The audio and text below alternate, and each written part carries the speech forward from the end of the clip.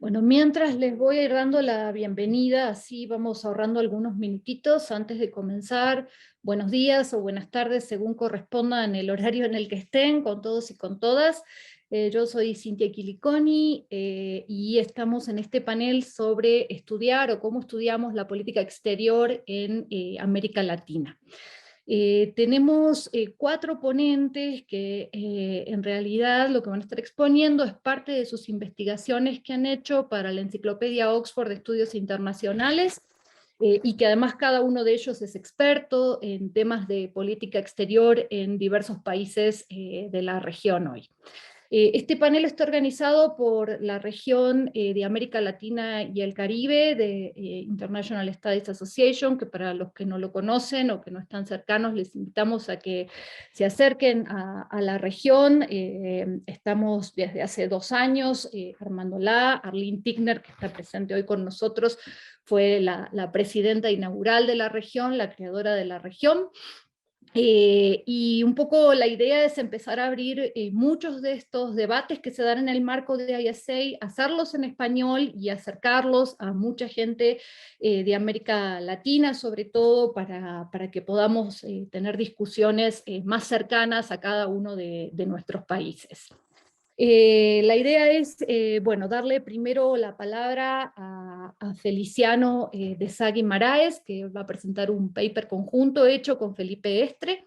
Ellos son Feliciano es profesor en la Universidad de San Pablo, y Felipe, si no me equivoco, también es candidato doctoral de la Universidad de San Pablo. Te voy a dar primero la palabra, Feliciano, a ti, y después voy a presentar al resto de los expositores.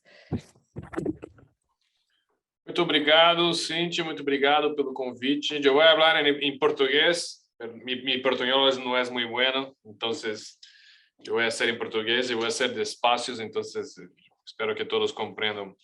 Acá, como ha dicho Cíntia, eu vou fazer uma apresentação de nosso paper que foi publicado na Enciclopédia de Oxford, né? Que se chama, em português, se chama Análise Política Externa no Brasil, o uso de teorias médias. É um projeto de pesquisa, de investigação, né? Que é feito por mim, Feliciano, pelo Felipe Estre, que é doutorando aqui, terminando o doutorado em Relações Internacionais do Instituto de Relações Internacionais de São Paulo, e a professora Mônica Salomão, também da Universidade Federal de Santa Catarina. Então, nós já produzimos esse artigo e mais outros 2, um capítulo de livro, mais outro artigo que vai sair na revista Relações Internacionais da Espanha, né? A ideia do artigo é tentar fazer uma análise do uso ou não de teorias médias em análise política externa pelos acadêmicos brasileiros nos últimos 50 anos e as tendências atuais, né? Então, eu passei agora, vocês estão vendo a nova slide? Passou? O novo slide? Ok. Então, esse artigo ele responde uma discussão que acontece na literatura, principalmente americana e europeia, sobre o refluxo ou diminuição da produção teórica paradigmática dos grandes paradigmas em relações internacionais, né? E aqui nós vamos mostrar no artigo que na América Latina, no Brasil em particular, há uma pequena expansão do uso de teorias médias e ecléticas em relações internacionais feitas por acadêmicos de universidades brasileiras nos últimos anos, né? Então, a ideia aqui é apontar talvez essa tendência que nós identificamos em nossos estudos, né? Teorias médias são teorias mais relacionadas a problemas políticos substantivos e com a linguagem conceitual e metodológica que é mais compreensível para a população de um modo geral, principalmente para os tomadores de decisão. Então, é um tipo de análise que você não precisa usar a linguagem de determinado paradigma, e também não precisa usar, embora se use, metodologias muito sofisticadas para que outras pessoas possam entender, né? E o nosso argumento final é de que as teorias médias são bastante apropriadas para os pesquisadores do sul global, e nós vamos dizer por quê, né? Então, nós analisamos, primeiro a gente queria entender o estado da arte do uso de teorias médias por acadêmicos brasileiros, né? Então, nós analisamos 225 artigos publicados nos mais importantes periódicos brasileiros e internacionais, né? E nós encontramos 3 tendências. A primeira é que é uma enorme predominância de análise indutiva, sempre pensando o Brasil a partir dos brasileiros, antes dos anos 2000. É uma análise bastante paroquial, muito dominada pela produção dos diplomatas e os acadêmicos têm um relevo menor. A situação começa a mudar a partir dos anos 2000, em que vários instrumentos analíticos dessa grande área chamada Foreign Policy Analysis, né, começou a chegar na academia brasileira de uma forma bastante tardia, você pode imaginar, né? Mas continuava ainda a ser uma predominância indutiva, ou seja, os usos dos instrumentos teóricos de análise de foreign policy, eles eram utilizados instrumentalmente para entender algum tema específico do Brasil, né? Então, os brasileiros, que são os acadêmicos brasileiros e brasileiras, raramente produziam teorias, sequer médias, né? Para serem replicadas em outros lugares do mundo, né? Isso é parcialmente verdade, a gente vai ver no final que não é bem assim. Mas, em geral, era essa a tendência que nós identificamos. A partir dos anos 2010, que a gente observa alguns estudos, 3 estudos particulares que geraram outros estudos que começam a gerar teorias médias ou teorias de médio alcance, que são teorias possíveis de serem replicadas em outros casos para além do Brasil. Então, há um pequeno movimento de retirada do paroquialismo da análise brasileira e do uso instrumental de teorias, né, a partir disso. Aqui, essa foi só a distribuição dos artigos nas revistas brasileiras. Lembrando que o Brasil tem 2 revistas predominantes de relações internacionais, que é a Revista Brasileira de Política Internacional, a RBPI, que agora é totalmente em inglês, da Universidade de Brasília, e a Contexto Internacional, da PUC do Rio de Janeiro. As outras revistas são de ciência política e tem artigos de relações internacionais, que é a Revista Dados, da Universidade Estadual do Rio, a Revista Sociologia Política, da Federal do Paraná, e a Brazilian Political Science Review e a Revista Brasileira de Ciências Sociais, que são aqui da minha universidade, da USP. Vocês notam que os textos de relações internacionais são muito maior o número, né, na RBPI, e esses aqui são os textos de uso análise política externa, né, ou que tratam na política externa. São muito mais predominantes, obviamente, na RBPI e na Contexto Internacional. Aqui o crescimento do uso de instrumentos, aí é uma análise qualitativa que a gente fez esses 225 artigos, os artigos que usam algum instrumento teórico de Foreign Policy Analysis. Aí você nota que depois dos anos 2000 começa a crescer, a Contexto Internacional era mais academicamente profissional, digamos assim, a RBPI ainda era muito afetada por estar em Brasília pelos diplomatas, então os diplomatas só escreviam ensaios, né, essays, e não escreviam, e não por razão óbvia, né, da forma como eles são treinados, e a partir dos anos 2000 em diante que muda. Aqui a gente fez uma análise geral desses textos que usam algum instrumento de Foreign Policy Analysis, né, das 5 principais áreas, a gente fez uma divisão de quais são os mais usados. Você pode observar que modelos de análise burocrática de dentro da formulação de política externa são predominantes, com 48%. Depois, a força do construtivismo das identidades, com 20 ideias, né, que a gente colocou aqui, que são 26%, e as outras áreas são mais fragmentadas, né? Mas 48% análise modelos burocráticos, né? Mas, voltando ao que eu disse inicialmente, ainda os textos são predominantemente indutivos, né? Você tem pouca tentativa de criar modelos teóricos médios para serem replicados e usados por outras regiões do mundo. Volta à dominância do paroquialismo brasileiro, que é comum em outras academias da América Latina, conforme a gente conhece, né? Aqui são coisas rápidas sobre a primeira parte do artigo, né, dizendo assim, há ou não há o fim dos grandes debates teóricos em relações internacionais, os grandes debates paradigmáticos, né? A ideia é que tem muita oferta teórica e pouca demanda por paradigmas, né? Você tem muitos paradigmas, você tem um excesso de compatibilização do conhecimento por dentro dos paradigmas.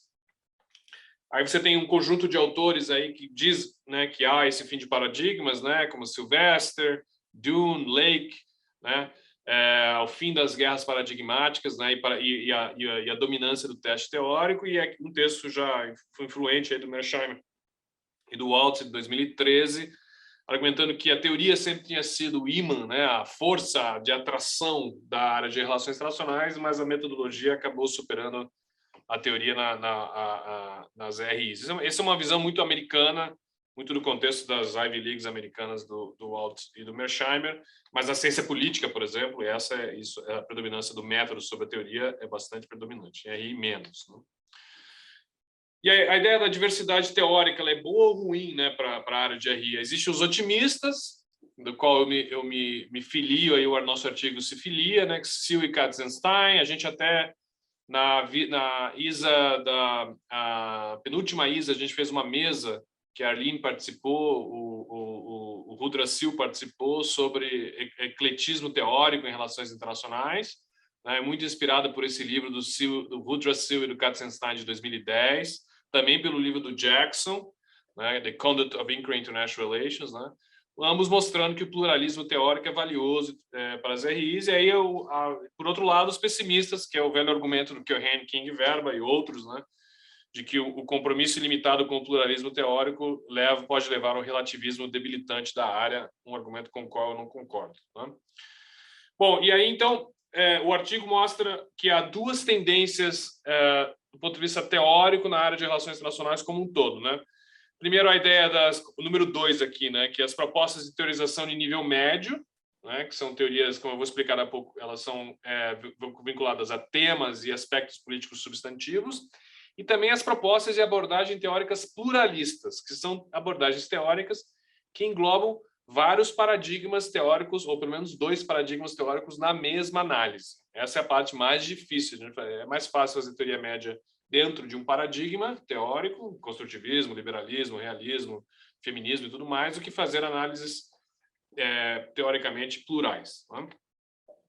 Aqui, esses são os vários textos que dizem aí, né, mostra essa tendência da continuidade do pluralismo teórico de RI de uma forma positiva. O Jackson, Sill, Katzenstein, o texto do Jeffrey Checker, 2012, Dunn, Wensley White, Frank Weber e por aí vai.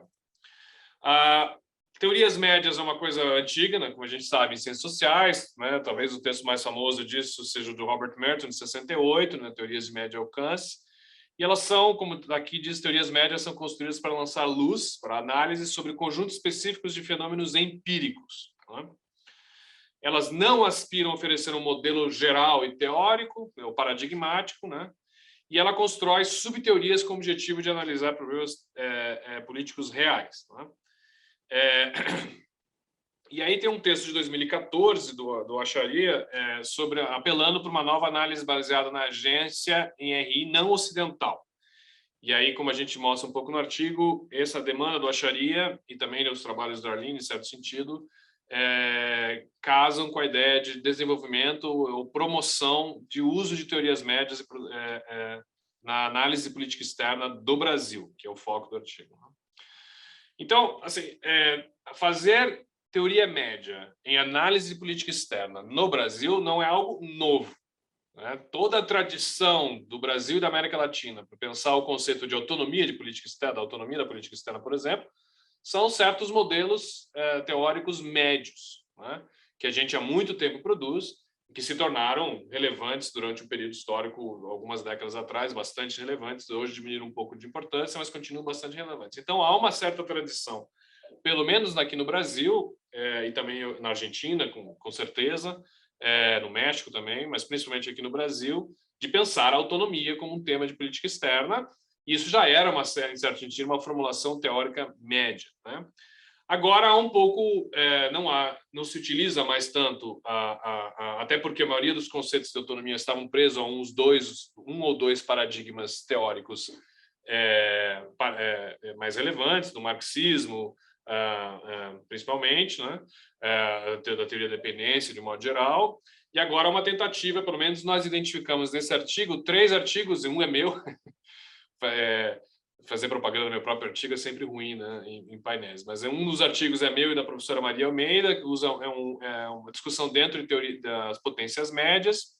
Um outro é um conjunto de artigos muito bom do Carlos Milani, da Letícia Pinheiro, da Maria Regina Soares de Lima, chamado Graduation Dilemma, para analisar a política externa do Brasil e de outras potências médias, e os trabalhos, esse principalmente, do professor Eduardo Viola e seus orientandos, chama Climate Powers, né, os países de poderes climáticos. Por conta do contexto e da importância do Brasil no debate de mudança climática, os trabalhos do Eduardo Viola são muito importantes nessa área. Esses 3 trabalhos, eles são teorias médias, portanto, procura identificar um fenômeno empírico específico, e são teorias ecléticas. Eles usam 2 ou 3 paradigmas, ou instrumentos analíticos dos paradigmas para fazer análise, né, de um problema empírico específico. né? Houve agora uma nova leva de estudos que também tem tentado criar teorias médias, né? Alguns não chamam, fazem teoria média, mas não chamam dessa maneira, né? Eu não saberia dizer se há uma tendência similar na academia argentina, na academia mexicana, na academia colombiana ou na academia peruana, por exemplo. Mas esse é um pouco o que o artigo tenta mostrar, tentando identificar talvez uma tendência no Brasil, né? E por que é um pouco... E por que é importante, nós achamos, para terminar, o uso de teorias médias para analisar a política externa em países do sul global de modo geral e do Brasil em particular, né? Primeira pergunta que a gente tem que responder para ver se é importante ou não, assim, a agenda da teorização do nível médio, né? Teoria de nível médio, que ela tem origem nos Estados Unidos e na Europa, ela inclui uma teorização não ocidental? Eles estão debatendo isso? Ainda não. Existem esforços, né? Os trabalhos da Arline nesse sentido, mas ainda não está dentro do mainstream, não sei se vai estar ou não, mas esse é um caminho também a ser trilhado, há uma oportunidade de mercado acadêmico, digamos assim, nesse sentido. A agenda desse pluralismo de RI, que é o lado do uso de diversas teorias. Então, por um lado, a teorização de nível médio em análise política externa ainda não tem, no debate americano, ainda não tem incorporado teorias médias países não ocidentais, da América Latina em particular, e a agenda do pluralismo de RI, né, que são essas duas tendências que eu falei para vocês, também ainda não tem incluído uma teorização latino-americana eclética nos seus debates, né? Então, essas são duas oportunidades para nós da América Latina, e nós, em particular, aqui do Brasil, para tentar fazer contribuições com modelos teóricos médios produzidos por nós, provavelmente a partir das experiências do Brasil em política externa, mas que seja, ao mesmo tempo, eclético, médio e, portanto, replicável em outros casos, em outros países da América Latina e do mundo, né? Então, respondendo rapidamente aqui uma pergunta, né? Por que uma RI pluralista de vários paradigmas é importante para as RIs do sul global? Por duas razões. Porque certamente é um pouco exagerada a frase, eu preciso melhorar a frase, mesmo em português sou exagerado. Porque liberta o sul global da produção de narrativas universais que tendem a ser rejeitadas pelo norte, né, como provinciais ou paroquianas, né, que é a rejeição hegemônica de nossas teorias da América Latina, e porque o sul global já é historicamente, epistemologicamente e ontologicamente diverso, como próprios estudos de autonomia da política externa mostram. Então, é importante, na nossa opinião, e nesse artigo, defender o uso de teorias médias para análise política externa desde um ponto de vista pluralista para o sul global. E a segunda pergunta, para finalizar, é por que a teorização de nível médio é importante para as RIs do sul global, né? Porque produz modelos teóricos que podem ser replicados em outras regiões do mundo sem a bagagem da orientação paroquial, exatamente porque não se vendem como universais, né? Não é a ideia de criar modelos universais, mas modelos explicativos que sejam context-bounded, né? Que sejam presos a determinado contexto empírico particular. Então, é uma possibilidade de nós gerarmos teoria daqui, que pode ser replicada em outras regiões do mundo, sem a pretensão de ser um paradigma universal, mas simplesmente uma teoria média que explica um fenômeno, um conjunto de fenômenos empíricos em particular. Segunda razão, porque há, pelo menos aqui no Brasil, uma demanda maior por pesquisa utilitária, ou seja, pesquisa aplicada nos países em desenvolvimento. As teorias médias são mais fáceis de serem vendidas para os diplomatas, por exemplo, em certo sentido. Esse nosso artigo aí que a gente analisa o comportamento do Brasil com potência média, eu apresentei 2 vezes no Itamaraty para os diplomatas, assim, usando a linguagem do artigo, porque eles queriam entender o comportamento do Brasil, como avaliar o comportamento do Brasil em diversas crises internacionais, né? Então, havia uma demanda por esse tipo de análise dos policy makers, né? E por fim, porque é uma demanda maior do norte por abordagens híbridas, teoricamente híbridas do sul. Pelo menos é o que a gente identifica nos principais journals. Então, é isso. Obrigado pela oportunidade. Cíntia, é um prazer estar aqui na mesa, é um prazer ver todos os colegas, Jorge, Arline, Marina, Maria Gisela. Desculpe falar em português, a última flor do Lácio, né? É a língua latina menos compreendida, mas espero que vocês tenham compreendido. É um prazer e parabéns pela Isa Lack, pela organização desse painel. Espero que seja o primeiro de muitos. E ótimo falar em português e falar em espanhol. Um abraço a todos. Muchas gracias, Feliciano. Voy a pasarle la palabra a la profesora María Gisela Pereira Doval. Ella es profesora de la Universidad Nacional de Rosario en Argentina y va a presentar un trabajo hecho conjuntamente con Federico Merque de la Universidad de San Andrés, que no nos podía acompañar hoy, pero seguro Gisela va a hacer muy buena representación de ese trabajo. Así que Gisela, adelante. Bueno, ojalá. Muchas gracias por la invitación. A toda la asociación y en particular a Cintia. No voy a hablar mucho de lo meramente histórico, para no ser muy parroquial. Nosotros tomamos con Federico el desafío de examinar la evolución de la política exterior argentina desde el regreso a la democracia en 1983, analizando cómo las políticas internas y las políticas externas fueron interactuando con las transformaciones de la sociedad internacional, intentando dilucidar de alguna manera los puntos de inflexión más claves, introduciendo un enfoque basado en las preferencias de los gobernantes de turno. El argumento principal que planteamos es que el cambio de preferencias en la política externa argentina, desde 1983 a esta parte, está impulsado por la combinación entre los resultados del ciclo electoral y la fluctuación del ciclo económico, pero también por los cambios en el sistema internacional, particularmente en la distribución del poder, de la riqueza y de las ideas. Entonces, entendimos de alguna manera que las preferencias surgían a través de la interacción entre el Estado y la sociedad a lo largo de dos dimensiones fundamentales, que es una política que implica definiciones de identidad, de ideología, de valores, y otra más material que implica un razonamiento económico de coste-beneficio frente a una situación de interdependencia, ¿no? Y como nos recuerda Solingen, se conciben o concebimos la dimensión material de dos maneras. Una más nacionalista, interna, proteccionista, autonomizante, se podría decir estatista, y otra más internacionalista externa, orientada al orden internacional liberal, más exportadora, más propensa al bandwagoning para obtener beneficios. Sin embargo, nos quedamos un poco cortos con esta visión más interna, porque nos parecía que un enfoque basado en las preferencias no podía excluir el estudio de los factores internacionales y sistémicos, sobre todo en un país que es muy vulnerable a estos impactos. La política nacional y la internacional se afectan mutuamente, entonces las preferencias pueden dar forma a la política exterior, pero las propias preferencias también pueden surgir como resultado del cambiante entorno internacional.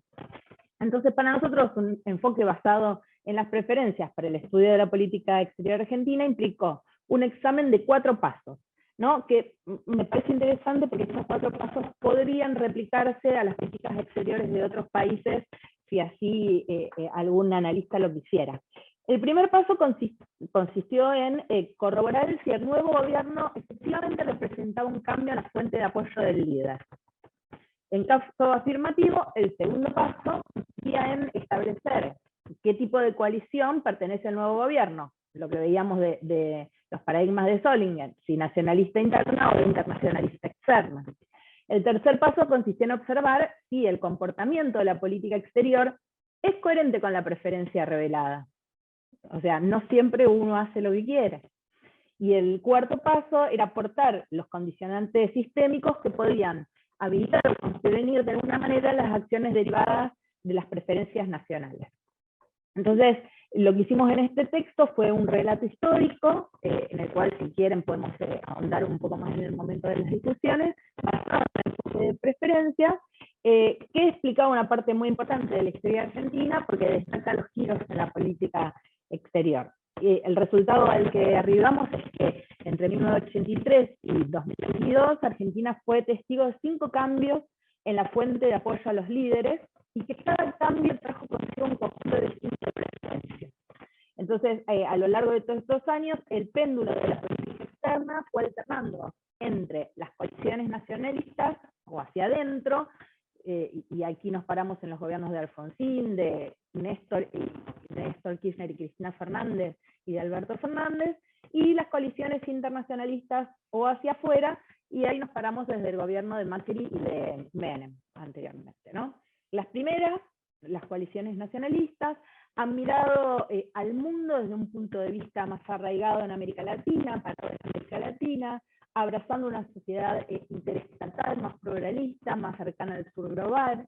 Este es un tipo de coalición que apoyó una postura más proteccionista, un punto de vista diplomático intervencionista, pero una actitud un poco más confrontativa hacia las organizaciones financieras internacionales y al norte. Son coaliciones que han mirado a China como un contrapunto a la hegemonía norteamericana, y también han mirado a América Latina principalmente en términos político-identitarios, es decir, como la patria grande, desde la que perseguir la autonomía y el desarrollo de nuestro propio país. Por su lado, las coaliciones internacionalistas han afirmado normalmente la necesidad de seguir el camino emprendido por el norte global, abrazando una sociedad interestatal más liberal, más cercana al orden internacional liderado por Estados Unidos, y más resistentes en ser encapsuladas dentro de los puntos de vista del tercer mundo. Este tipo de coalición apoyó a un gobierno mucho más favorable al libre cambio, con una postura favorable a una visión empresarial, que consideraba el sistema internacional en términos de qué oportunidades podía ofrecer. Y esto incluyó en el caso de Macri, Menem era otro sistema internacional, el ascenso de China en términos de comercio e inversión, ¿no? Pero también son coaliciones que van a mirar a América Latina, pero principalmente en términos de comercio y de nacionalismo abierto, no tanto en términos político-identitarios, ¿no? Como muestra, o nos mostró el caso de Argentina, la convincente distinción de Stollinger entre coaliciones nacionalistas e internacionalistas captan una importante parte de la historia de la política externa argentina en particular. Esta conclusión va a coincidir con la de algunos otros autores que examinan los patrones de cambio de continuidad en las políticas exteriores latinoamericanas, y que descubrieron que las ideologías presidenciales desempeñaban un papel central en el impulso de estos patrones. También se abre un diálogo con aquellos autores como Amorim Neto, Malamud, quienes encuentran que la política interna de Argentina explica gran parte de la variación de su voto en Naciones Unidas, por ejemplo, dentro de lo que es el sistema internacional. Pero también encontramos que las preferencias son elecciones limitadas, que a lo largo del periodo examinado vimos dos tipos de restricciones muy disponibles, que son las económicas y las políticas globales. En primer lugar, las restricciones económicas de Argentina han sido y siguen siendo, sin lugar a dudas, seguirán siendo un obstáculo fundamental para cualquier conjunto de preferencias de política exterior. Desde la vuelta a la democracia, el país se ha visto muy atrapado en un círculo vicioso de inflación, de recesión, de déficit fiscal, de crisis monetaria, de un endeudamiento creciente. Entonces, con una volatilidad como esta, cualquier política externa expresa de la situación económica del país y de las consiguientes presiones exteriores, tanto desde arriba, es decir, desde Estados Unidos, el Fondo Monetario Internacional, el Banco Mundial, presionando para que se realicen las reformas que creen necesarias, pero también desde abajo, es decir, desde los sindicatos, los movimientos sociales, el sector empresarial, los grupos de la sociedad civil que piden protección. Entonces, la política exterior de Macri, para poner un ejemplo, que trata de reconectar el país a los mercados globales y de atraer inversiones extranjeras, pero después de 4 años cierra el círculo volviendo a conectar con el Fondo Monetario para obtener más deuda, digamos. Entonces, en este contexto, cada gobierno va a experimentar una especie de auge y caída económica que es acompañada primero por una política exterior mucho más asertiva, y después, cuando viene el bajón económico, a la hora de la verdad, por una política exterior más retraída, incluso una confrontativa. En segundo lugar, el sistema internacional también configura las preferencias en materia de política exterior, es lo que sostenemos permanentemente, desde una perspectiva de configuración de poder. Por ejemplo, no hay forma de entender el cambio de preferencias de la política exterior de Alfonsín a la política exterior de Menem, sin tener en cuenta la transición en el orden internacional de la bipolaridad a la unipolaridad. Cualquier estudio de la política exterior kirchnerista, por ejemplo, pro-sur durante la década del 2000, estaría incompleto sin que demos cuenta de lo que Amsten calificó como el ascenso del resto, y como la percepción generalizada de que la estructura del sistema internacional estaba transitando hacia algo más parecido a la multipolaridad. Desde el punto de vista ideológico también, el mercado de las ideas fueron moldeando las preferencias en materia de política exterior. Durante la presidencia de Alfonsín, por ejemplo, el no alineamiento, el tercermundismo, seguían vivos y fueron informando las posturas políticas. Cuando Menem entra a la Casa Rosada, las preferencias de coalición marcan una notable diferencia, aunque el movimiento hacia las reformas más favorables al mercado eran parte de toda América Latina. Entonces, los Kirchner fueron testigos de una creciente marea contra el neoliberalismo y el unilateralismo estadounidense en todo el sur global. El gobierno de Macri, en cambio, nació a destiempo, podemos decir, y tiene que luchar contra un sentimiento mucho más nacionalista y antiglobalización. Fernández podría encajar en los círculos políticos progresistas, pero el ascenso de los gobiernos de derecha plantea importantes desafíos a futuro. Es decir, hay que ver cuáles son las elecciones de la coalición, en qué momento de los ciclos económicos estamos, y finalmente si el sistema internacional habilita, construye esa preferencia que se tiene desde antes de asumir, ¿no? Entonces podemos decir como conclusión que si estas observaciones son correctas, podemos confirmar nuestro punto de partida, que planteó que los cambios en política exterior argentina se realizan en función, primero, del ciclo electoral, es decir, si hay un cambio en la fuente de apoyo a los líderes; segundo, en el ciclo económico, es decir, el estado de la economía en lo que respecta a la deuda externa, al crecimiento, a la inflación, a los tipos de cambio; y en tercer lugar, a las condiciones cambiantes del entorno externo, en particular la distribución de la configuración de poder y las ideas.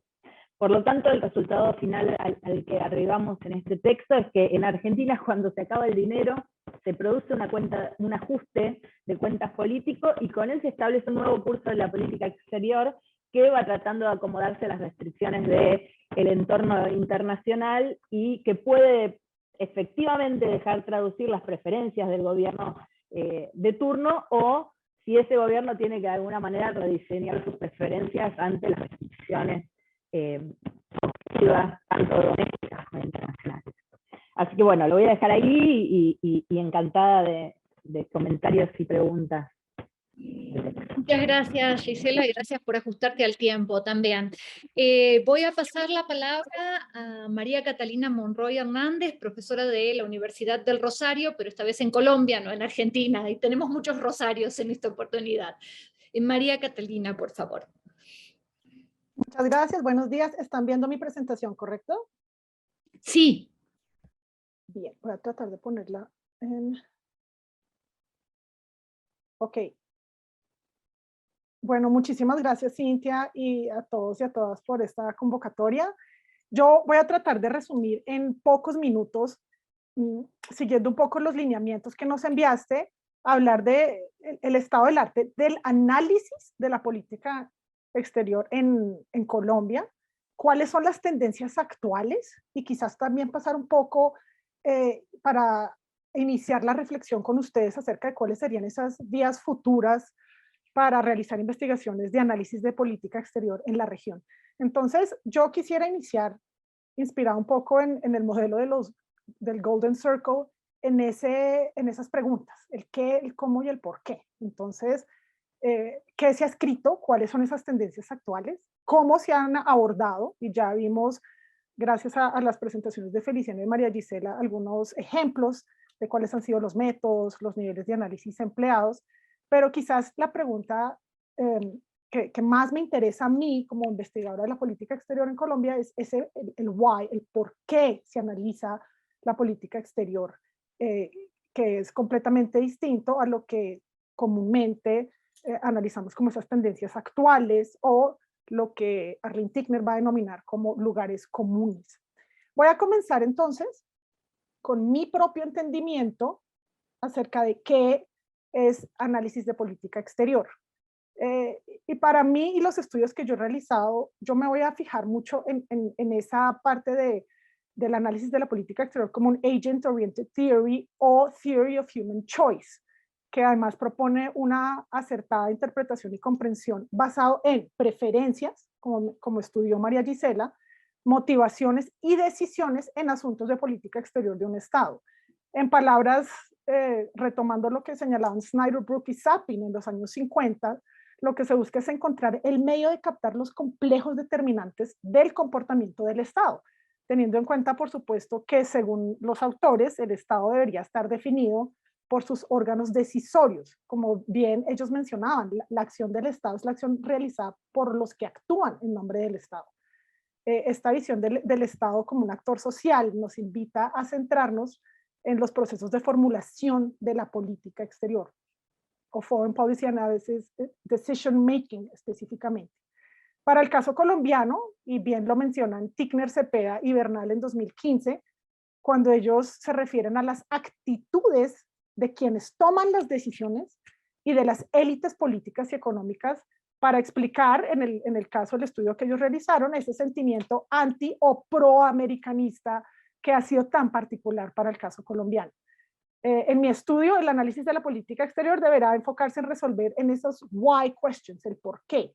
Por esa razón, según mi estudio, yo sugiero que el análisis debería concentrarse en dos aspectos principales. El primero, en análisis de actor específico, es decir, en estudiar a los actores que intervienen, sus estilos de liderazgo, sus preferencias en asuntos de política exterior, sus preferencias en cuanto a, por ejemplo, la forma como seleccionan a los asesores con los que van a tomar las decisiones, si existe una constitución jerárquica o no de esa unidad, su experiencia previa en relaciones internacionales o en política exterior, el rol que desempeñan y, por supuesto, la información que poseen. Pero también los actores que deciden en grupo, las preferencias de este grupo, la identidad, los canales de comunicación, esos atajos cognitivos que suelen emplear, sus estilos, su estructura, los conflictos, entre otros elementos de análisis. También, perdón, paso acá para hablar de un poco de las tendencias. ¿Cuáles han sido las tendencias en el análisis de la política exterior colombiana? Y quizás la principal, y es la que ya lo había mencionado, citando a Tickner, que ha descrito como narrativas dominantes o esos lugares comunes que son precisamente producto de imaginarios socialmente construidos y constituidos desde, sobre todo, principios del siglo XX y que han influenciado el desarrollo de la escolaridad y la investigación en torno a la política exterior colombiana. Estos lugares comunes suelen recaer en el episodio más estudiado y quizás menos comprendido de la historia colombiana, que se conoce como la pérdida de Panamá, o como señalan algunos autores, el síndrome de Panamá.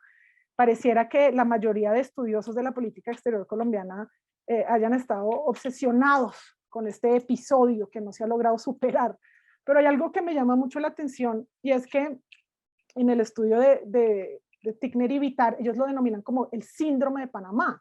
Y si nos vamos a analizar qué es un síndrome, vamos a entrar y vamos a entender que un síndrome es un conjunto de síntomas que se presentan de manera simultánea y que caracterizan un cuadro patológico. Lo que necesariamente nos lleva de una manera muy interesante a incurrir, a estudiar esa psicología del Estado, que es precisamente lo que yo hacía referencia cuando señalaba a qué me voy a enfocar cuando hablo de análisis de política exterior.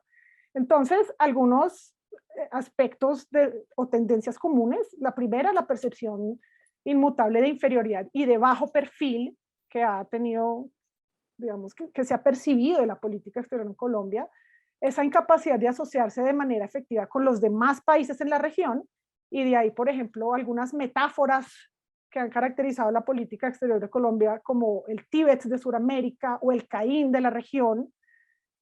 Por supuesto, esto va acompañado de ese sentimiento de dependencia y pro-norteamericanismo, lo que en mi capítulo yo denomino como los famosos réspices, y voy a concentrarme en ese réspice polum, ¿verdad? Que también ha sido ampliamente estudiado por distintos académicos en Colombia, lo que finalmente va a dar cuenta de ese aspecto de subordinación y de falta de autonomía de la política exterior colombiana.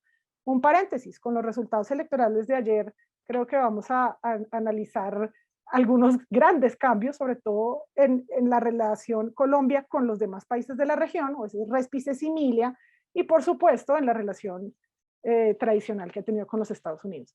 Y finalmente, ese imaginario de que la política exterior ha sido presidencialista, personalista, y que los asuntos prioritarios en materia de política exterior colombiana han tenido que ver exclusivamente con los asuntos de seguridad. Voy a pasar entonces No los traje todos por cuestiones de tiempo, pero simplemente un abrebocas para que ustedes tengan oportunidad de ver un poco cuál es ha sido ese estado del arte, cómo hemos avanzado en Colombia de manera reciente, desde 2017, y cómo nos hemos adentrado realmente al análisis de la política exterior. Entonces, para hablar de los avances, yo en el capítulo hago referencia a este libro, primero libro y luego un special issue que editaron Valerie Hudson y Klaus Brummer, que se titula Foreign Policy Analysis Beyond North America, y que nos invita a reflexionar entonces cuáles son los avances del análisis de la política exterior en otros países, afuera de este mainstream norteamericano. Y si bien son pocos en número, sí es posible señalar que existen algunos avances significativos, lo que también permite hoy tender puentes para que estudiantes de relaciones internacionales y colegas, analistas de la política exterior a nivel regional, se motiven a investigar más casos específicos de la política exterior del país. Entonces, a continuación voy a resumir. Tenemos, por ejemplo, encontré en este barrido que el estudio de Bernal y Tickner de 2017 es quizás el pionero en este asunto de resolver lo que precisamente yo enfoco como el core del análisis, que es tratar de identificar estas why y how questions, y también el método. Para mí ha sido fundamental el uso de fuentes primarias, un poco también acercándonos a esa noción de teoría de rango medio, de la que también hablaba Feliciano, puntualizada sobre todo en la investigación empírica. Entonces, en este estudio, los autores rompen, por ejemplo, con los estudios tradicionales y con esos lugares comunes, permitiendo una explicación que desde el rigor y la profundidad de su estudio nos permite dar cuenta del porqué de la asociación entre Colombia y Estados Unidos como una de esas tendencias psicológicas, llamémoslo así, a percibir de manera positiva a los Estados Unidos. ¿Quién es? La élite colombiana que toma las decisiones. Entonces los autores van a tratar de explican el cómo se explica esta situación y el por qué ha sido un rasgo predominante. También sugieren, y a manera de hallazgo, otras preguntas como dónde se originó y el por qué este proamericanismo. ¿Cuáles fueron los métodos? Ellos analizan a través de los imaginarios de la política exterior, la forma como esta élite fue construyendo estos imaginarios.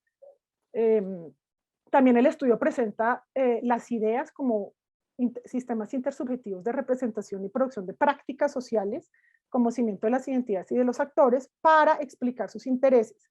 Y también hay un claro uso de fuentes primarias, entre los cuales destaco discursos oficiales, debates políticos y memorias.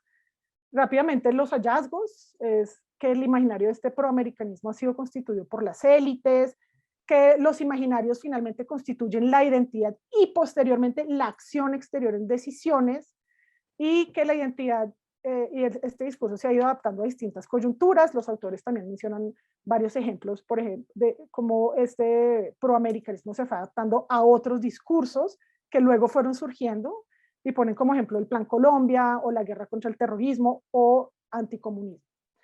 Hay otros avances en los cuales yo he participado de 2017, el cómo se formuló el Plan Colombia, y aquí hay algo muy interesante. Nos fuimos precisamente a analizar con mi coautor esos procesos, esos estilos de toma de decisión en grupos. Seleccionamos como modelo de análisis la teoría de groupthink y también del rol del presidente, y utilizamos fuentes primarias, entre los cuales voy a destacar discursos, archivos históricos, análisis de prensa y sobre todo entrevistas a los actores principales. Tuvimos la suerte de poder entrevistar al presidente Andrés Pastrana, a Jaime Ruiz, Camilo Gómez, asesores cercanos que participaron en la formulación del Plan Colombia hacia los Estados Unidos. Como principal hallazgo, y dentro de este fue para un special issue de Foreign Policy Analysis Beyond North America, descubrimos que no necesariamente fue tan efectivo importar estos modelos de este mainstream norteamericano, y que para el caso regional, cuando lo aplicamos en Colombia, descubrimos que no necesariamente se cumplían los postulados de Yanes, quien decía que necesariamente el proceso va a impactar el resultado final de la decisión. Esto es lo que reclaman en su famoso estudio de Victims of Groupthink, algo que definitivamente abre las puertas a nuevas investigaciones y a la forma como nosotros en la región podemos tratar de identificar cuáles pueden ser esos niveles y de qué manera se adaptan o no. Y finalmente, un estudio, el estudio de género que publicamos en 2021, y también es muy interesante porque aquí lo que buscamos es analizar el género como un factor de análisis, como un nivel de análisis, es en algo que también he estado trabajando, presente en ese two-level game. Y se avanza, por ejemplo, en comprender la forma como el patriarcado o el feminismo se pueden lograr constituir como factores que logran impactar los procesos de formulación de la política exterior.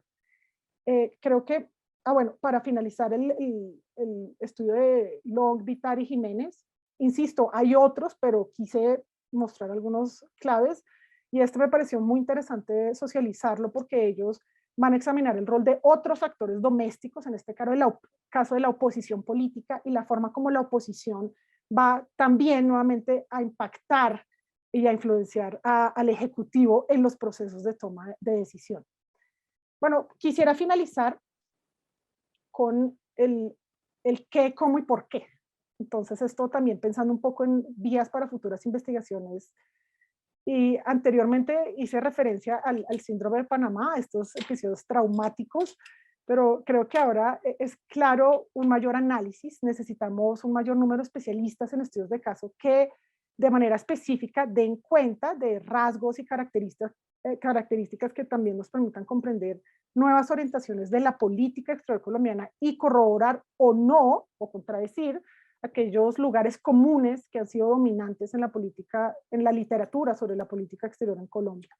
Entonces, ¿cómo lo podemos hacer? Necesitamos estudiar a fondo la propuesta de este Analytical Toolbox, o la caja de herramientas que nos ofrece el análisis de política exterior. Necesitamos experimentar, necesitamos buscar más interrogantes relacionados con el cómo y el por qué. Necesitamos promover el uso también de fuentes primarias, un mayor número de estudios empíricos para conseguir más evidencias y desarrollar estudios libres de pasiones e ideologías políticas y de esas tendencias que han sido características. ¿Y por qué? Finalmente, para determinar la aplicabilidad, como ven en la presentación o no, de esos lugares comunes, porque en Colombia no estamos analizando la política exterior, y porque de la teoría a la práctica considero que estos estudios podrían desembocar en recomendaciones para la práctica de ejercicio diplomático en el país. Algunos interrogantes, algunos retos. ¿En qué idioma debemos estudiar? ¿En qué idioma debemos publicar? Y lo que es claro es que definitivamente esta convocatoria que nos reúne el día de hoy es un gran paso, y pues espero pronto ver los frutos de esta gran conversación. Muchas gracias. Muchas gracias, María Catalina. Le voy a pasar la palabra al profesor Jorge Schiavone. Estamos súper urgidos de tiempo porque Arlene tiene que salir en 20 minutos. Así que, Jorge, abusando de tu experiencia y de que sos amigo de la casa, te pido ser lo más sintético posible, así al menos tenemos 5 o 7 minutos de Arlene. Me parece perfecto. Primero, antes que nada, quiero agradecer y celebrar el hecho de que la región de América Latina y el Caribe de ISA haya organizado esta primera sesión para el análisis de la política exterior en América Latina. Creo que una de las grandes falencias y huecos que tenemos es el análisis comparativo de política exterior en América Latina. Y el primer paso es hacer los análisis nacionales. Por lo tanto, lo celebro muchísimo. Ahora es injustísimo que en 12 minutos tenga yo que hablar de 200 años de política exterior, pero sí se puede. Va a ser tan complicado como resumir en 30 páginas las más de 350 páginas del libro de Política Exterior de México, del cual justamente se derivó el artículo que publiqué gracias al apoyo de ISA en la Enciclopedia de Oxford de Relaciones Internacionales. Entonces voy a compartir una pantalla con una presentación para poder hacerlo más didáctica y rápida mi presentación el día de hoy, y te voy a pedir, Cintia, que como me encanta el micrófono, como a todo buen académico, cuando me queden 2 minutos, por favor me hagas la señal, no de la victoria, sino de los 2 minutos, para que yo sepa que debo de terminar lo más pronto posible. Entonces, primero les comparto la pantalla. A ver, ¿qué es lo que quisiera hacer en estos 11 minutos que me quedan? Bueno, pues hablar de la política exterior de México, sus retos y oportunidades en increíblemente 200 años de historia para ver cómo se ha construido, cómo se ha transformado y cuáles han sido finalmente los patrones de continuidad y cambio más importantes. Pero haciendo un énfasis fundamental en los últimos 20 años para entender la transformación de la política exterior de México a través de la democratización y ahora también del triunfo de un partido de izquierda a la presidencia de la República. Y finalmente identificar los principales actores, tendencias, estrategias y acciones de política exterior. Me veo obligado también a hacer un comentario sobre cómo se estudia la política exterior en México, con la muy buena noticia de que en el caso mexicano sí tenemos cada 6 años un estudio a profundidad de todos los temas y todas las áreas geográficas de la política exterior de México que se hace en el volumen especial de Foro Internacional encargado de evaluar la administración saliente en materia de política exterior. He tenido el honor y privilegio de ser coeditor de los últimos 3, del de Fox, el de Calderón y el de Peña Nieto, y espero que también salga muy bien el de López Obrador. Y lo hermoso, y está públicamente disponible a todos, es que luego se transforman en libro y por lo tanto se puede hacer este análisis integral de la política exterior de México desde una óptica general, por regiones y por temas, generando un entramado muy completo de la misma. Por lo tanto, ahí sí tenemos un gran avance en el caso mexicano. Entro de lleno. ¿Cuáles son las 3 prioridades que se han identificado en la política exterior de México? Bueno, primero y antes que nada, contener la hegemonía de los Estados Unidos por una simple y sencilla razón. Geografía obliga y por lo tanto para sobrevivir como nación soberana, lo primero que tuvimos que aprender a hacer es contener la hegemonía de los Estados Unidos. ¿Qué tan importante es esta prioridad? La más importante, al grado de que el 50% del presupuesto y el 50% del personal y casi el 50% de las representaciones de México en el exterior, porque tenemos la red consular más amplia de un país a otro, 50 consulados solamente en los Estados Unidos, está en América del Norte y particularmente con los Estados Unidos. Eso habla de la centralidad y así como se hablaba del síndrome de Panamá, pues México tiene el síndrome de haber perdido la mitad del territorio nacional en la guerra con los Estados Unidos. Bueno, previamente habíamos perdido Texas. Segundo, pero totalmente ligado a esta tensión de la hegemonía de los Estados Unidos.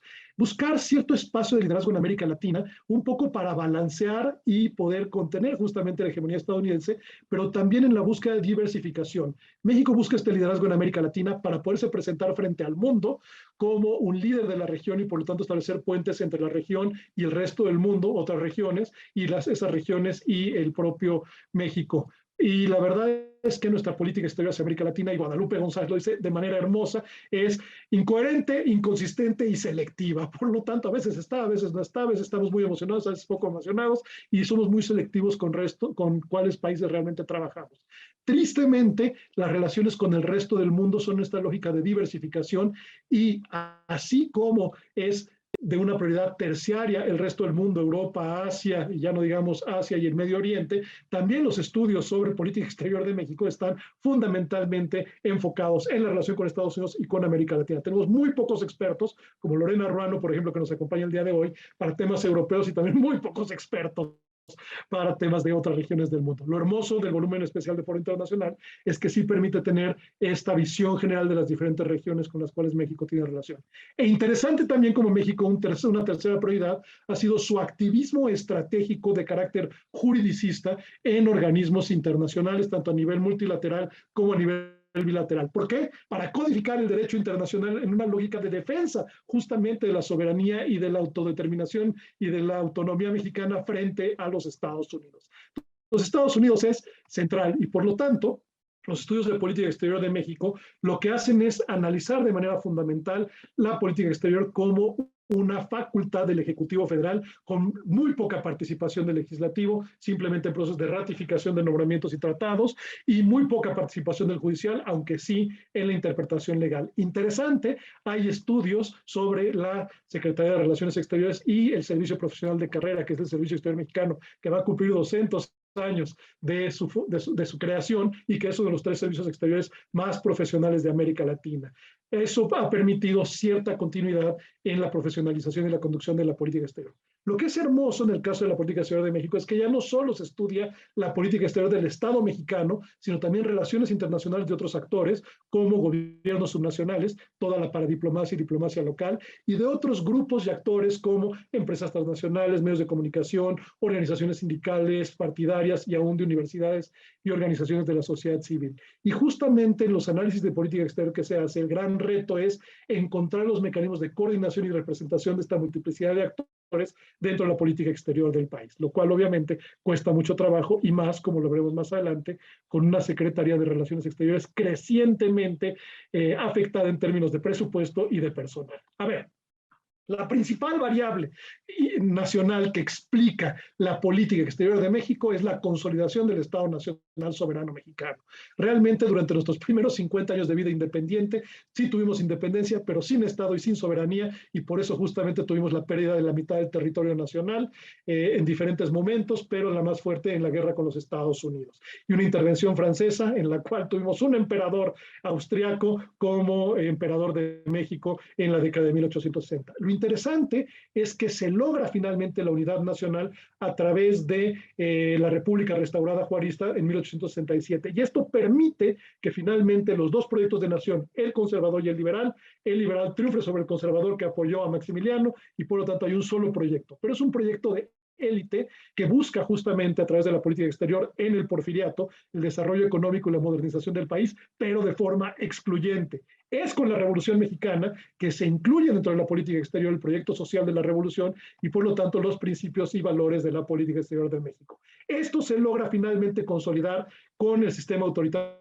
mexicano a través de un partido único prácticamente, el partido oficial, el Partido Revolucionario Institucional, previamente en sus dos versiones anteriores, el Partido Nacional Revolucionario y el Partido de la Revolución Mexicana, que permiten durante 70 años de autoritarismo la consolidación del Estado Nacional Soberano Mexicano y por lo tanto a través, desde la década de 1930, realmente un cambio radical hacia un activismo de México en el mundo, justamente en esta lógica de los tres pilares de la política exterior que hablé al inicio.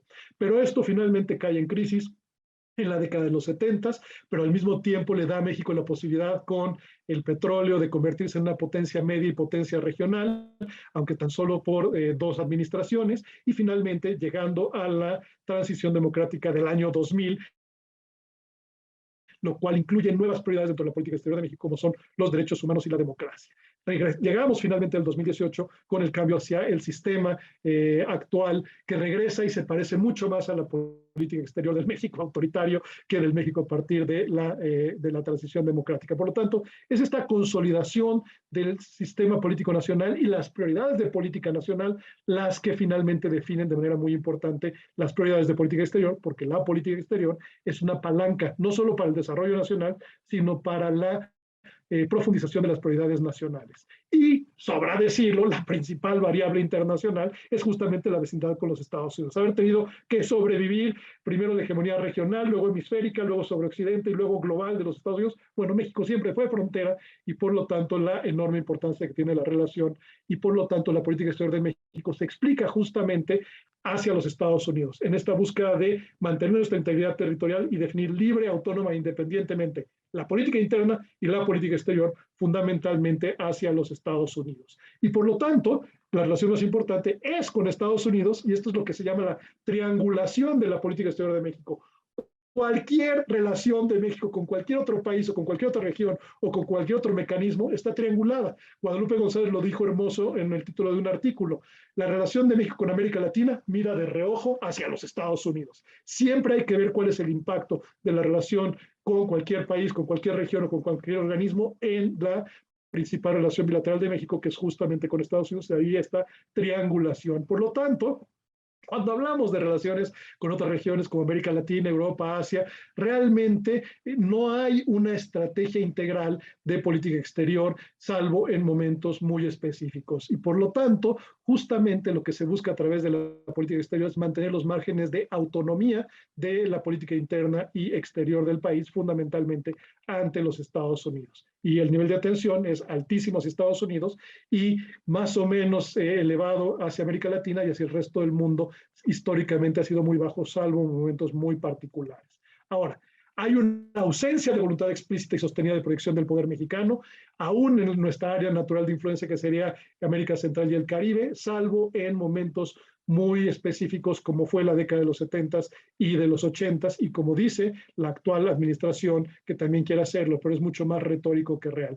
Y también la política exterior de México tiene un carácter muy juridicista, justamente, y es ya 2 minutos y la victoria para irme mucho más rápido. Los principios de política exterior de México se usan pragmáticamente en una lógica defensiva y protectora de la soberanía nacional, y la principal audiencia de esta política exterior, pues claramente son los propios mexicanos, porque la política exterior da legitimidad interna en esta oposición hacia los Estados Unidos, pero también en esta búsqueda de liderazgo. Las buenas noticias para la política exterior de México es que hay bases sociales para una política exterior activa, y si no lo creen, revisen la encuesta México, las Américas y el mundo, y tenemos una gran capacidad existente de política exterior, aunque mermada, con un servicio exterior muy profesional, con una red diplomática de 80 embajadas en el mundo, pero 50 consulados en los Estados Unidos, y una diáspora gigantesca en los Estados Unidos. Un canciller con poder político y conocimiento, pero rebasado y en la carrera presidencial. Y lo más importante, una integración económica en América del Norte, donde tenemos aliados egoístas. La parte triste es cómo ha caído el presupuesto de la Cancillería mexicana en los últimos 10 años, y particularmente en los últimos 3, ha caído prácticamente 20%, y en términos de personal ha caído también 21% la capacidad de personal de la Cancillería mexicana. Por lo tanto, tenemos malas noticias: recursos presupuestales y humanos a la baja, austeridad republicana, baja prioridad presidencial, nombramientos políticos en la Cancillería, desaparición de la principal subsecretaría y una mala imagen internacional de México. Por lo tanto, México sigue abocándose a tener su principal relación, que es la relación con los Estados Unidos, aprovechando y penetrando la política estadounidense, donde hemos sido enormemente exitosos justamente a través de una diplomacia multinivel que utiliza diplomacia ejecutiva, administrativa, parlamentaria, local, trilateral, pública, consular y diplomacia de diáspora, justamente para lograr contener la hegemonía de los Estados Unidos. Y por lo tanto, esto es un resumen en tan solo 12 minutos de lo que hago normalmente en un semestre completo sobre la política exterior de México. Muchísimas gracias. Fantástico, muchas gracias, Jorge. Por favor, le voy a pasar la palabra a la profesora Arlene Tigner de la Universidad del Rosario. Ay, lo siento mucho. Las elecciones colombianas se juntaron con este webinar y nada, pues me voy a tener que retirar sin antes escuchar las preguntas. Tengo 5 minutos, básicamente, o 7. Quiero comenzar agradeciendo a Cintia y felicitándola no solo por este espacio, sino por el esfuerzo de incluir en la enciclopedia de Oxford análisis sobre tanto la disciplina de las relaciones internacionales como de la política exterior de América Latina. Creo, Cintia, que es un aporte decisivo al avance de nuestro trabajo colectivo en la región sobre estos temas, y me parece que mereces un reconocimiento grande. Yo voy a tratar de hacer un par de puntos. La diversidad de estos capítulos es tal que tratar de hacer algún comentario que integra es imposible, pero los capítulos me hacen pensar en varios temas que voy a tratar de resumir muy rápidamente. El primero es básicamente la observación empírica que ya han hecho mis colegas del crecimiento importante, palpable en el volumen de estudios, tanto sobre relaciones internacionales como sobre política exterior en América Latina, lo cual creo que habla de forma y del uso de modelos conceptuales para hacerlo, además, como el capítulo de Feliciano trata de mostrar en el caso de Brasil. Creo que esto es una generalidad en toda la región que habla de los avances y del proceso de maduración que ha sufrido este campo en la región, lo cual me parece que es motivo de celebración. Como Jorge menciona, hay menos tal vez comparación que el que podríamos desarrollar a futuro. Me hace recordar el ejercicio de los años 80 y 90 de Prospel y los anuarios de Hell, el editorial de Buenos Aires, que buscaba justamente realizar este tipo de ejercicio, de analizar la conducta de política exterior de distintos países de América Latina y el Caribe, pero aún así en ese momento creo que la comparación como tal seguía siendo también débil, y dado este crecimiento en el volumen de trabajo, creo que una tarea pendiente es justamente entrar a comparar. Jorge, hablando, me hizo pensar al hablar de la triangulación en la posible comparación entre Colombia y México, dos países que por necesidad interactúan con el mundo a través de Estados Unidos por motivos muy distintos, pero que acuden o por defecto o intencionalmente a la triangulación en el momento de pensar sus demás relaciones. Y hay muchos que podríamos hacer. La política exterior de Brasil y de México, susceptible también de comparación por el simple tamaño, es algo que se me hace que hace falta hacer. Entonces, esto es simplemente una observación más empírica. Escuchándolos también y conociendo el universo de la literatura, se me hace que hay más todavía en nuestro campo, en la región, sobre la política exterior como resultado que la política exterior en términos de procesos de toma de decisión, tanto factores estructurales internos y externos como los que señala Gisela y Federico en su paper, las teorías de alcance medio, entre otros, pues hablan para mí al menos más de la política exterior como resultado que como proceso, ¿no? Y aún así, esa distinción para mí es muy problemática. Creo que crecientemente los enfoques más críticos sobre el campo pues anotan el carácter problemático de establecer esta diferencia, de la misma forma que hemos observado críticamente por qué separar política exterior de política internacional resulta muy problemático en términos analíticos, conceptuales y demás, ¿no? Eso es mi primer punto. El segundo tiene que ver con lo que prácticamente todos han mencionado de cómo generar a partir de esto modelos de análisis más situados en América Latina o el sur, ¿no? Y creo que el paper de Feliciano hace más esto que los demás, pero en general las particularidades de cada caso que nos exponen invitan a pensar en las novedades o las especificidades que se encuentran en el abordaje ¿no? de la política exterior en estos contextos. Y aquí simplemente me hicieron pensar en distintos modelos analíticos que ya existen, que han tal vez pretendido hablar de ese lugar particular que ocupa la región la región o el sur. Y obviamente la dependencia siendo el marco analítico más antiguo, que nunca logró tal vez desarrollarse como un marco analítico de la política exterior, la autonomía siendo el otro.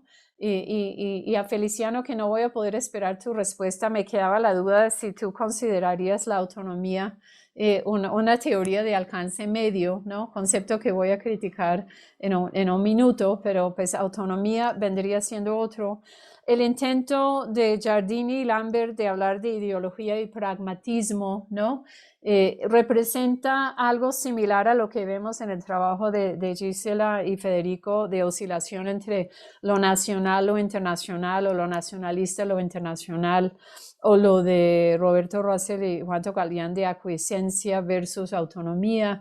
En fin, ¿no? Hay intentos por hacer esto, pero me pregunto hasta qué punto no hay más espacio para hacer esos ejercicios sobre las particularidades. Y aquí simplemente quiero anotar dos cosas y tengo que ir rápidamente.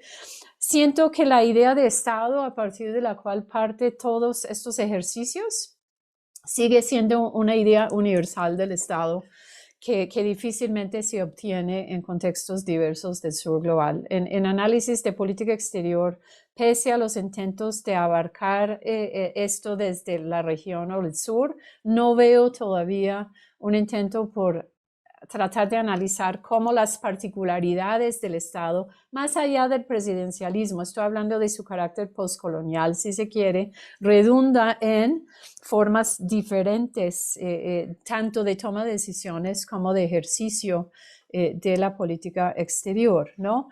Y esto me lleva como a la última observación en este segundo punto sobre el tipo de preguntas que nos hacemos cuando analizamos política exterior.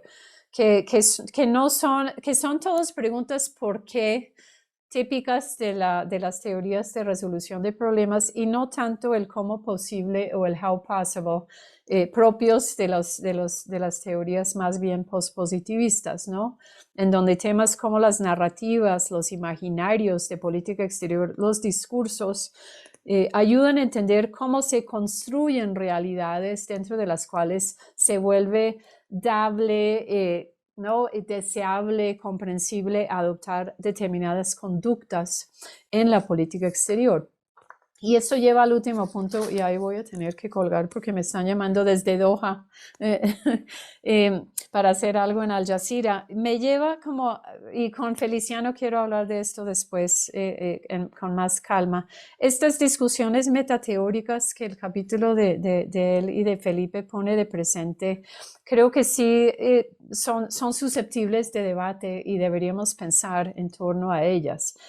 Yo soy muy escéptica de la idea del pluralismo que es celebrada por el mainstream, pero que es muy criticado por enfoques y académicos disidentes, entre los cuales me incluyo, porque siento que hacen promesas falsas y vacías acerca de la posibilidad realmente de construir espacios conceptuales en donde distintos abordajes del conocimiento tengan realmente lugar. En últimas, lo que ha surgido en la disciplina en más reciente son críticas de estas apuestas por el pluralismo, tratando de poner de presente que constituyen también ejercicios de asimilación y de reapropiación de saberes construidos por fuera del norte, en este caso en América Latina, ¿no? Y esto me lleva como a lo último, y ahí voy a tener que salir.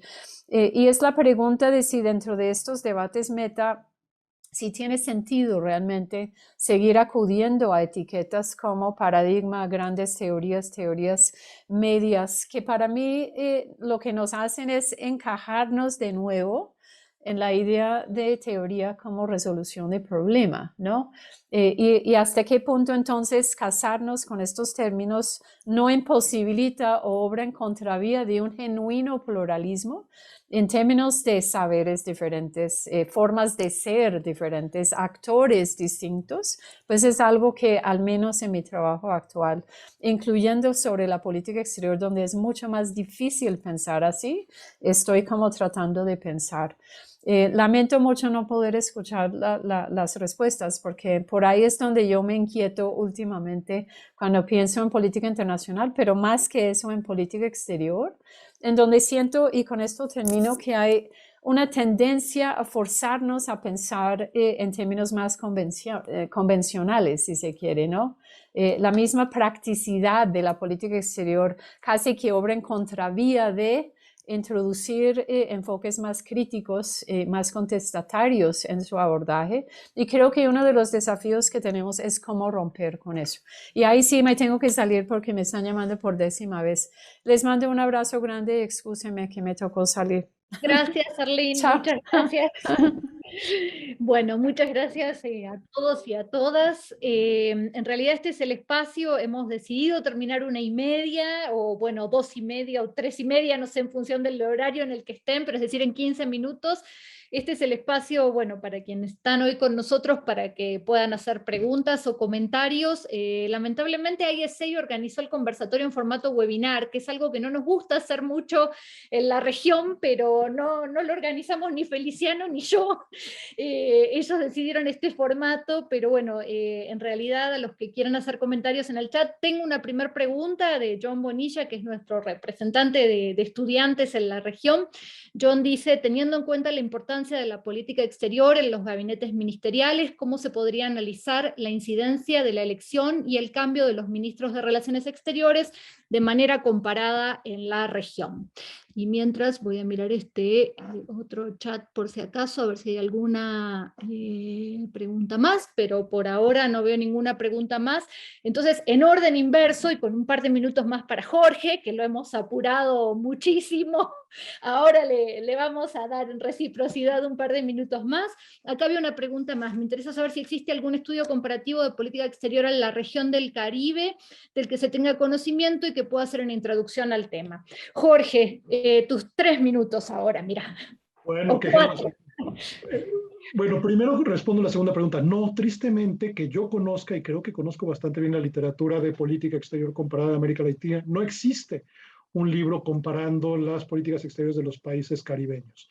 Justo acabo de poner en el chat que se publicó la semana pasada una obra que recomiendo ampliamente, que es justamente sobre política exterior comparada de América Latina, entre principismo, pragmatismo y neoliberalismo. Se llama más, publicada por algunas de las universidades más importantes de la región. Apenas salió la semana pasada, lo recomiendo ampliamente, y teníamos prácticamente una década de no tener un libro que estudiara comparativamente las políticas exteriores. Tenemos muy buenos artículos, y ahí obviamente todos conocemos el gran trabajo que ha hecho Malamud, que ha hecho Amorim Neto, justamente de comparar, pero particularmente Brasil, Argentina y México fundamentalmente.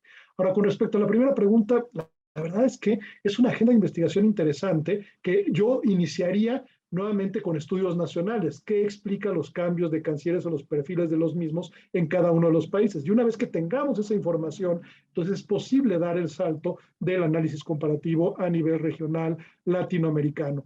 Hay un último estudio que no sé si ya se publicó en la revista Relaciones Internacionales de Chile, de la Universidad de Chile, justamente sobre política exterior feminista, que lo que hace es explicar a través de los nombramientos de titularidades de mujeres en las embajadas en el exterior de México, Brasil y Argentina nuevamente, si existe o no existe una política exterior feminista. Pero realmente no existe un estudio comparativo, ni a nivel nacional, que yo sepa en el caso mexicano, sobre los perfiles de los cancilleres y que explica los cambios y recambios de los mismos, y por lo tanto tampoco existe a nivel regional latinoamericano.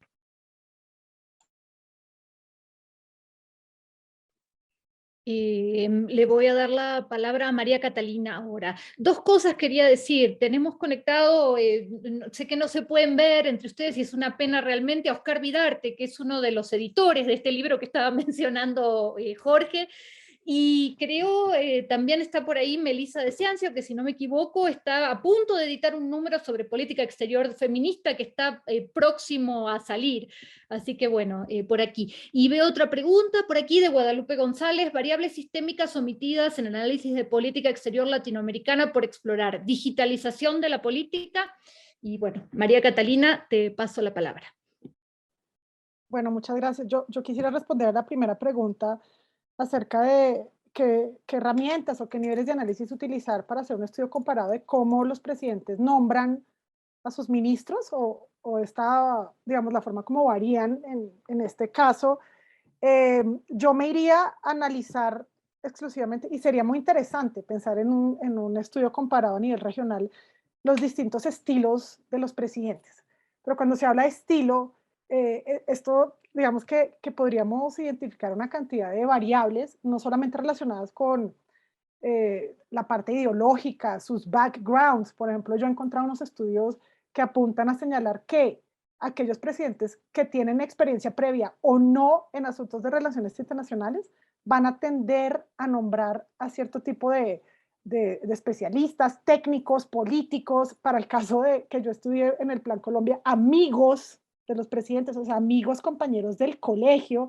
Es decir, hay unos fenómenos muy interesantes que se pueden explicar de la forma como estos presidentes escogen a sus asesores. Hay un artículo muy interesante del 94 de Herman y Preston que se titula President's Advisors on Foreign Policy, The Effect of Leadership and Executive Style Arrangements, algo así. Algo muy interesante. Y finalmente también quería referirme, Cintia me quitó la palabra, frente al volumen especial y al liderazgo que ha tenido Melissa de Ciancio frente al tema de política exterior feminista. Creo que el volumen que ella está editando va a ser algo muy interesante, una contribución fantástica y supremamente novedosa para la región. A mí me encanta el tema y ahora escuchando a Jorge, creo que para el caso mexicano, como mencionaba Arlene, tantas similitudes que tiene el caso México-Colombia, que creo que el tema de política exterior feminista va a ser otro elemento clave, sobre todo vuelve y juega, dado el cambio de presidente que tuvimos en Colombia ayer. Muchas gracias. Muchas gracias, María Catalina. Gisela, por favor. No, solo quería, no sé si se me escucha, me di cuenta que el micrófono no andaba bien cuando ya había terminado, entonces lo cambié tarde, perdón. Estaba contenta de estrenar las cosas estas, pero no anduvieron como se necesitaba. hay varias cosas que estoy pensando. Lo primero que pienso es la importancia de los estudios comparados. Me parece que podemos aprender mucho de nuestros aciertos y errores. Todos los países de América Latina lo han tenido y creo que un buen estudio comparado podría de alguna manera poner a la luz muchas de estas cuestiones.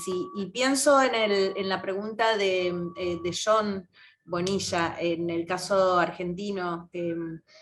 Creo que incluso las elecciones de los ministros de Relaciones Exteriores tienen que ver con las necesidades domésticas. Entonces se va por ese lado, digamos. Me parece que salvo Brasil de una forma muy interesante, y en cierto punto México, el resto de los países de la región no han tomado la política exterior como una herramienta importante de fortalecimiento tanto de las relaciones interestatales o de los otros tipos de transnacionales, como de la misma política doméstica. Me parece que la política exterior va, por lo menos en el caso de Argentina, pendula para el lado que la corre la política doméstica, y eso es uno de los principales resultados que obtuvimos del texto que escribimos con Federico, que finalmente todo tiene que ver con los vaivenes domésticos y con la vulnerabilidad que eso nos genera de las variables sistémicas. Y creo que no sé si es una omisión consciente, pero que hay varias variables sistémicas, como plantea Guadalupe, que es un gusto que nos acompañe, que están siendo dejadas de lado y que en estos próximos años vamos a tener que incorporarlas, porque están dando muchas respuestas a preguntas que no las teníamos en otros momentos. Entonces, que me parece importante señalarlas para tenerlas en cuenta de acá en adelante. Muchísimas gracias por esta invitación y por la posibilidad de estar con todos ustedes. Muchas gracias, Gisela. Last but not least, el co-organizador del panel, Feliciano Guimarães. Obrigado, Cíntia. Eu queria só pontuar a última fala da Arline, que me pareceu muito importante em relação ao nosso artigo, né, que é a discussão sobre a promessa falsa do ecletismo, né, e como, na realidade, um mecanismo de assimilação e apropriação dos modelos analíticos do Sul Global e da América Latina para análise de política exterior, né? Eu acho que a Arline ela conhece muito mais do que eu, ela é uma especialista e ela é muito mais arrojada e criativa do que eu na área. Então, eu só acho que o modelo do ecletismo, a discussão sobre o ecletismo, ainda que tenha essa noção de falsa promessa, de que, na verdade, eles prometem que os modelos devem ser teoricamente ecléticos, mas continua dentro da ideia, da noção de que eles querem, os americanos principalmente, querem, na realidade, capturar modelos analíticos que eventualmente sejam produzidos no Sul. Eu acho um pouco exagerado dizer dessa maneira, porque a ideia do ecletismo é exatamente abrir, e esse era o debate, né, do ecletismo nos anos 2010 em diante, é abrir a força dos paradigmas, né? Menos do que falar para o Sul Global, a discussão era entre os americanos e entre os europeus para diminuir a força do ecletismo. Então, é uma oportunidade de mercado acadêmico, digamos assim. Agora, é justo e é perfeitamente viável você continuar a produzir, a partir de modelos ecléticos ou teorias médias, modelos analíticos de foreign policy analysis como problem solving. E essa é a ideia do artigo, produzir, a partir do Sul Global, modelos analíticos que incorporem as especificidades do Sul Global e da América Latina, mas que continuem dentro da ideia de problem solving. É claro que há a crítica, e é perfeitamente a Arline. Eu editei um artigo muito bom da Arline, que foi publicado na International Studies Review, sobre a tentativa de pensar, a partir da tradição dos Andes, pensar temas de relações internacionais de uma maneira diferente, de uma maneira crítica, com outras formas de pensar, com outras perguntas, né? Que É fugir do como e porquê e como resolver e caminhar para o how is possible, né? Como é possível pensar as realidades internacionais de maneira diferente. Então, eu acho que são duas agendas diferentes, né? Que é produzir modelos problem solvers de análise política externa, médios e ecléticos, né? Essa é uma agenda, e a outra é encarar essa possibilidade como talvez uma apropriação e tentar buscar outras formas de conhecimento com outras perguntas e outros modelos. Acho que não são excludentes essas duas linhas de pesquisa. Era um pouco isso que eu acho que a pergunta que eu poderia responder em relação à pergunta, ótimo comentário da professora Arline. Obrigado.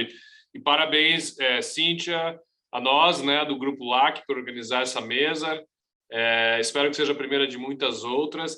E último ponto, quer dizer, que todos falaram da importância, e eu falo isso muito para meus alunos do doutorado e para meus colegas do Brasil, que é para a gente fazer mais e mais estudos comparados. Então, por exemplo, fico muito feliz em saber desse livro de política externa feminista comparada, organizado pela Melissa. A Melissa é craque de organizar livros, né?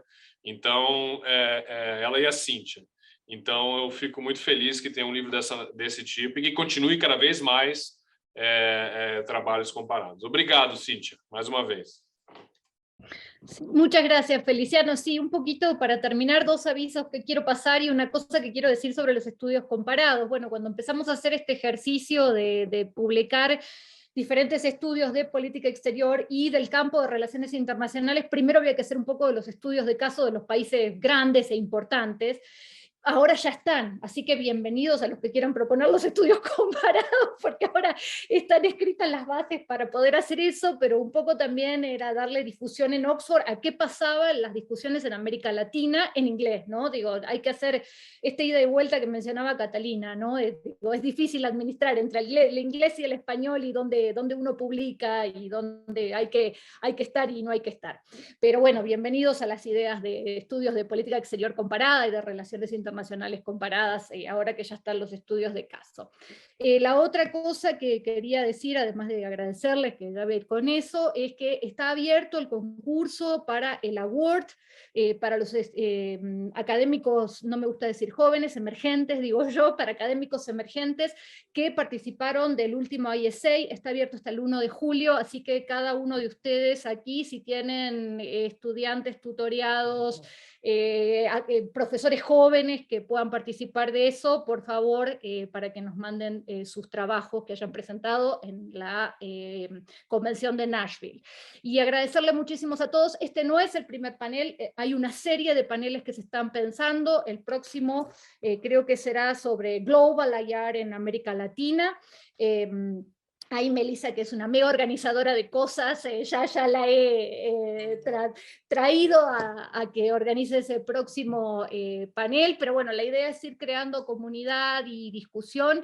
Agradecerle muchísimo a muchos de los presentes que están hoy aquí. Tenemos grandes expertos en política exterior, pero bueno, obviamente Guadalupe González, por ahí lo vi a Alberto Van Claveren, a Oscar, bueno, muchos amigos, muchos expertos, así que estamos muy contentos de poder seguir manteniendo estas discusiones y bueno, stay tuned para el próximo panel que calculo que será en un mes o un mes y medio, ahí Melissa nos dirá. Muchas gracias a todos y bueno, y nos vemos próximamente. Un abrazo. Gracias. Chao, chao. Chao, Muchas chao. gracias. Chao, chao. Muchas gracias. Nos vemos, qué gusto. Gracias.